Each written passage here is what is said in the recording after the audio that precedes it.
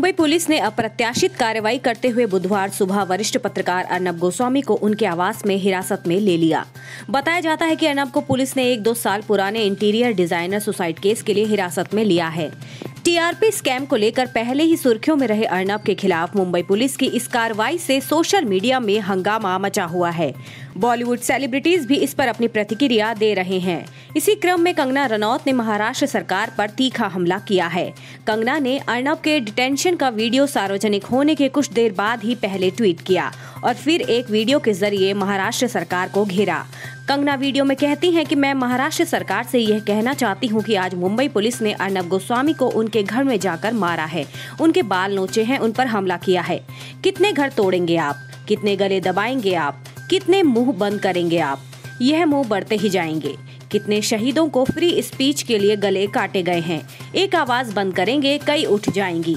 कितनी आवाजें बंद करेंगे आप? लोक जनशक्ति पार्टी के अध्यक्ष चिराग पासवान ने एक बार फिर मुख्यमंत्री नीतीश कुमार पर हमला किया है। उन्होंने कहा है कि नीतीश कुमार प्रधानमंत्री नरेंद्र मोदी के नाम पर एवं महागठबंधन का डर दिखाकर चुनाव जीतना चाहते हैं। खुद क्या किया, यह किसी को पता नहीं है।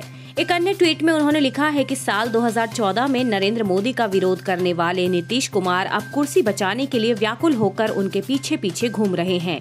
मालूम हो कि चिराग पासवान राष्ट्रीय जनतांत्रिक गठबंधन में रहते हुए मुख्यमंत्री नीतीश कुमार पर लगातार हमलावर रहे। बाद में विधानसभा चुनाव में सीट बंटवारे तथा नीतीश कुमार के नेतृत्व को अस्वीकार करते हुए उन्होंने अपनी राह अलग कर ली। हालांकि वे एनडीए में भारतीय जनता पार्टी का समर्थन कर रहे हैं।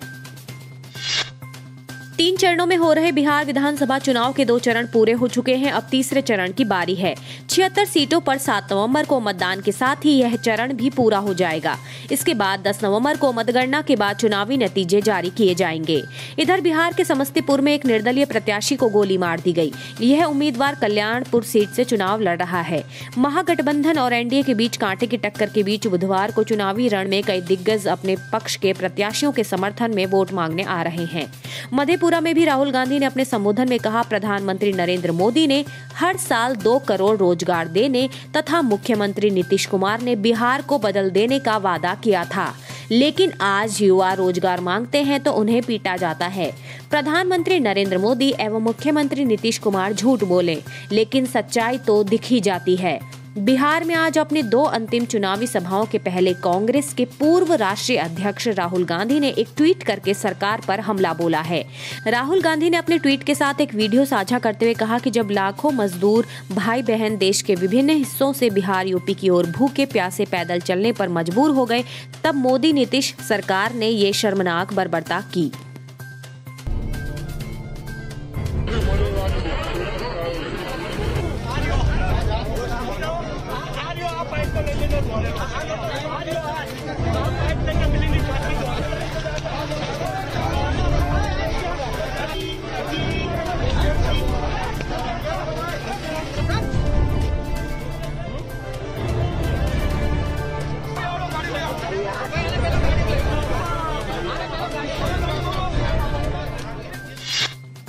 पत्रकार अर्नब गोस्वामी की गिरफ्तारी को लेकर भाजपा प्रवक्ता संबित पात्रा ने प्रेस कॉन्फ्रेंस का आयोजन किया।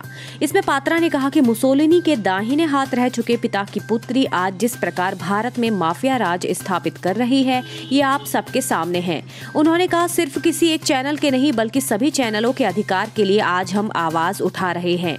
माँ बेटे की माफिया सरकार ने सिर्फ प्रेस के ऊपर ही आघात नहीं किया, बल्कि जब इनके पक्ष में फैसला नहीं आता तो ये मुख्य न्यायाधीश को भी नहीं छोड़ते। उन्होंने आगे कहा कि एक तरफ सोनिया गांधी लेख लिखती हैं और कहती हैं कि लोकतंत्र की हत्या हो रही है, और राहुल गांधी वही लिखते हैं और कहते हैं कि वे प्रेम की राजनीति करते हैं। क्या इस मामले में लोकतंत्र की हत्या नहीं की जा रही है? क्या यह प्रेम की राजनीति है?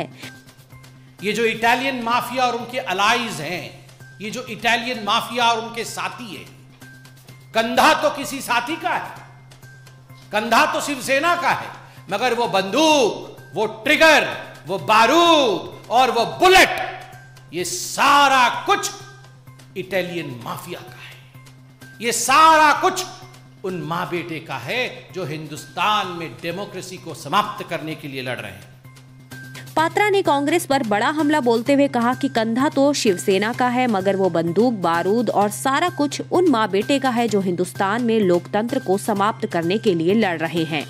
भाजपा प्रवक्ता ने आगे कहा, कोरोना महामारी के दौरान जब हम लड़ रहे हैं, हमने महाराष्ट्र में एक ऐसी सरकार बनाई है जो पत्रकारों को गिरफ्तार कर रही है, खासकर उन लोगों को जिन्होंने कोविड महामारी के दौरान महाराष्ट्र सरकार पर सवाल उठाए थे। उन्होंने कहा कि जब राजीव गांधी INS विराट से लक्षद्वीप की छुट्टी पर गए थे, तब इंडियन एक्सप्रेस ने कहानी छापी थी। तब इंडियन एक्सप्रेस के साथ वैसा ही व्यवहार किया गया जैसा अभी महाराष्ट्र सरकार द्वारा पत्रकारों के साथ किया जा रहा है।